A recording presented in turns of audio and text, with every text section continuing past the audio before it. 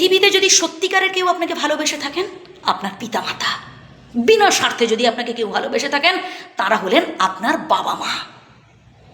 বুঝলেন? বাবা মাকে কখনো কষ্ট দেবেন না। এই যে এত বন্ধু বান্ধব আপনার চারপাশে ঘুরঘুর করছে, মানে আপনি কাকে ফ্রেন্ড লিস্টে রাখবেন আর কাকে বাদ দেবেন আপনি ভেবে পাচ্ছেন না। কারণ কি জানেন? কারণ আপনার পাওয়ার আছে, আপনার টাকা আছে, আপনার চেয়ার আছে। তাই এই যে এত মানুষ আপনার সামনে মাথা নত করে দাঁড়িয়েছে, আপনি যা বলছেন সব শুনে যাচ্ছে, সব কিছুতেই রাজি হয়ে যাচ্ছে, তার একটাই কারণ, কারণ আপনার ক্ষমতা আছে। আর এই ক্ষমতা যখন থাকবে না ভাই, কেউ বার্তা দেবে না। ওরা আপনাকে ভালোবেসে নয় ভাই, ভয়ে, আপনার টাকার ভয়ে মাথা নত করে আছে, টাকার ভয়ে আপনার চারপাশে ঘুরঘুর ঘুরঘুর করছে, সুযোগ সন্ধানী।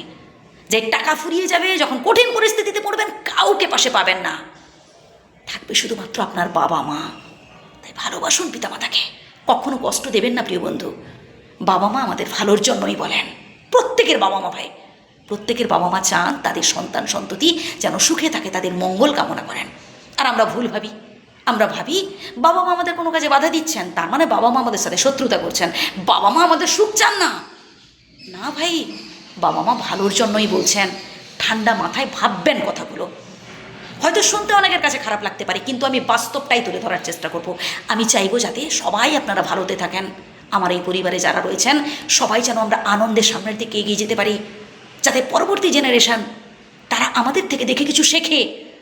আজ আমরা যদি গুরুজনদের সাথে খারাপ আচরণ করি, আজ আমরা যদি আমাদের বৃদ্ধ বাবা মা কিংবা শ্বশুর শাশুড়ির সাথে খারাপ আচরণ করি, আমাদের ছেলেমেয়েরাও তো দেখে সেটাই শিখবে। একদিন আমাদেরও বয়স হবে, আমরাও বুড়ো বুড়ি হব, তারাও আমাদের সাথে বাজে বিহেভ করবে। তাই এবার অন্তত চেঞ্জ করুন, একটু সংশোধন করে নেওয়া উচিত আমাদের প্রত্যেকেরই। আমরা হুটহাট করে এমন অনেক সিদ্ধান্ত নিয়ে ফেলি, বিয়ে থার মতো এমন অনেক সিদ্ধান্ত নিয়ে ফেলি যেটা বাবা মা বাধা দেন, যে না বাবা এই কাজটা করিস না, আমি অন্য জায়গায় ভালো মেয়ে দেখে বিয়ে দেবো বা ভালো ছেলে দেখে বিয়ে দেবো, তুই এমন সিদ্ধান্ত নিস না।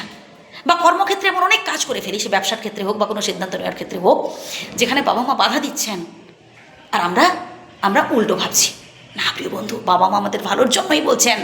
তারা এই বয়সটা পেরিয়ে এসেছেন, তারা জানেন কোনটা আমাদের জন্য ভালো, কোনটা আমাদের জন্য মঙ্গলদায়ক। বুঝলেন?